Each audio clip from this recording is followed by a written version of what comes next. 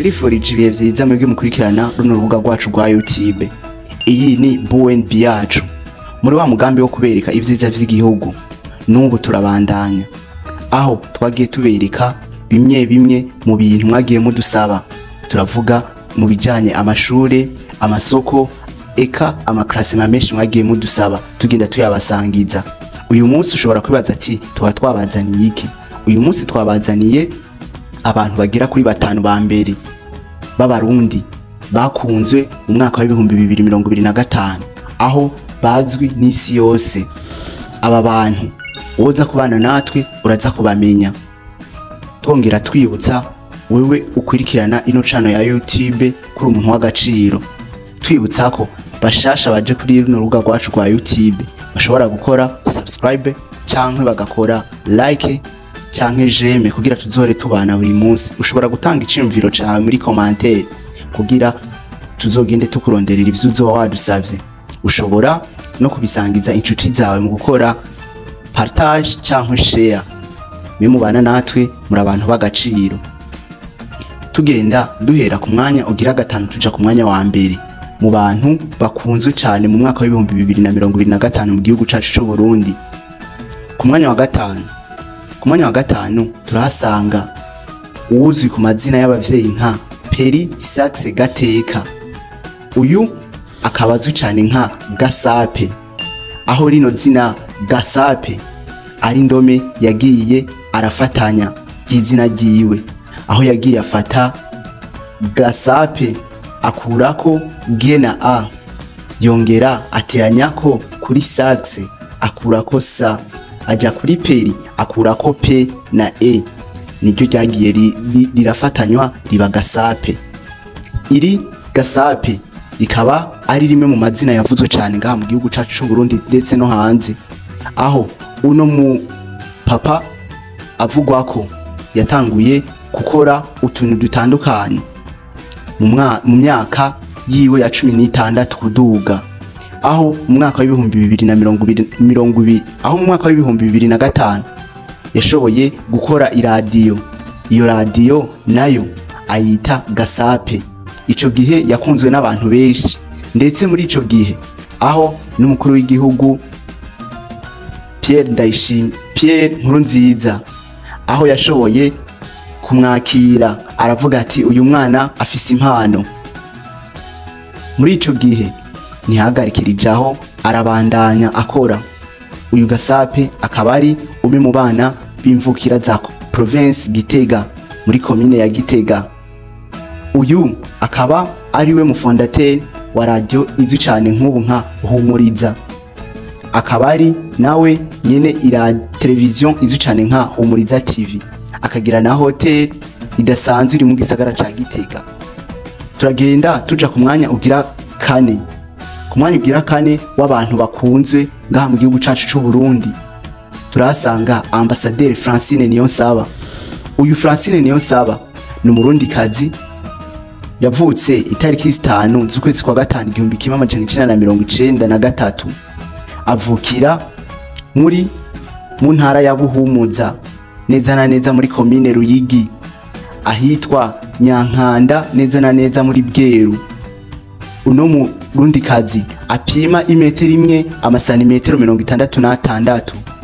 Uyu yagiye aronka ibihembo bitandukanye, aho yashoboye gutsindira umudari uzwi nka medaille mu bigeme, aho hari muri Jeux Olympiques mu mwaka wa 2016.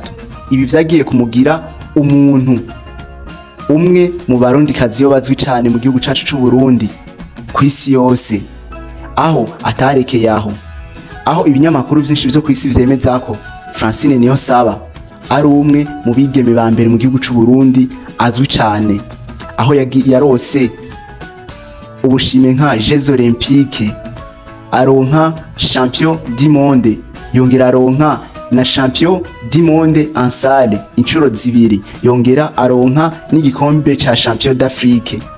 Francine Niyonsaba akaba ari umwe mu bantu bakunzwe cyane mu gihugu cacu cy'u Burundi ndetse no kwisi yose. Turagenda ku mwanya ugira gatatu.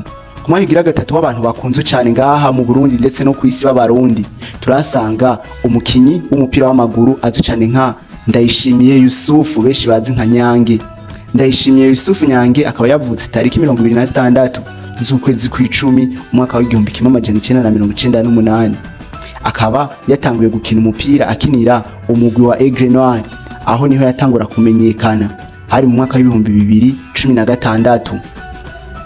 Yagiye kuvayo mu mwaka w'ibihumbi 2020, aho yagiye kubandaniriza umukino w'umupira w'amaguru muri ekipe izwi cyane nka Yani Maratasport yo mu gihugu ca Tiriki, aho yagiye mu mwaka w'ibihumbi 2020 avayo mu mwaka w'ibihumbi 2021 yongera aja umugwi wo mu gico gihugu nyene ca Tiriki wa Istanbul do Basketball.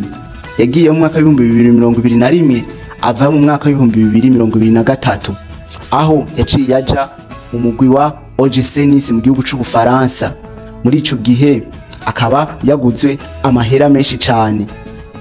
Uno mukinyi akaba ari wo mugwi akinira gushika kuri uno munsi. Uno mukinyi nawe akaba ari umwe mu bantu bakunzwe mu gihugu cacu c'u Burundi ndetse no ku isi yose, mu bantu bavuka mu gihugu cacu c'u Burundi. Turagenda ku mwanya wa kabiri. Ku mwanya wa kabiri turahasanga umupastori azwi cyane nka Chris Ndikumana. Chris Ndikumana akaba ari we muntu aje ku mwanya ugira kabiri mu bantu bakunzwe cyane ngaha mu gihugu cacu c'u Burundi ndetse no ku isi yose. Uno mukozi w'Imana Chris Ndikumana akaba yavutse itariki 15 z'ukwezi kwa gatandatu umwaka w'igihumbi kimwe amajana 1973.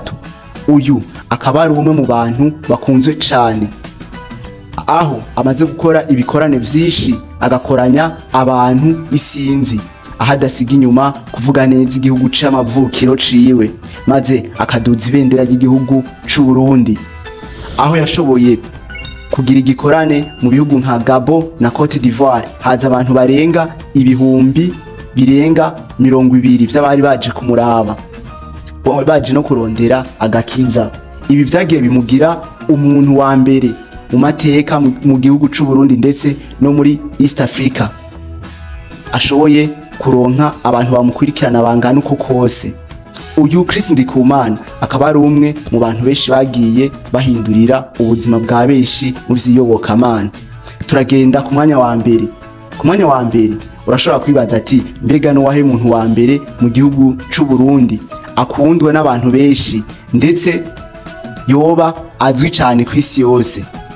Tudatinze na gatoyi, ku mwanya wa mbere mu bantu wa mbere bakunze mu gihugu cacu c'u Burundi ndetse no ku isi yose haraza nyene icubahiro umukuru w'igihugu General Major Evariste Ndayishimiye.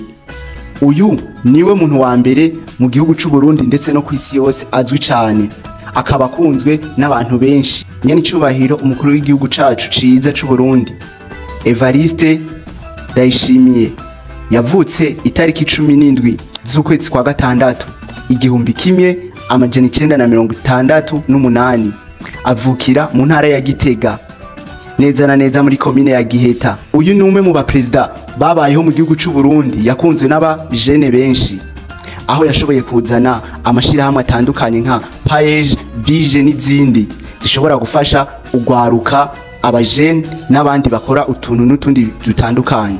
Mwakoze kubana natwe, mukomeze kugira subscribe kuri no channel yacu ya YouTube tubereka ivyiza vy'igihugu bitandukanye.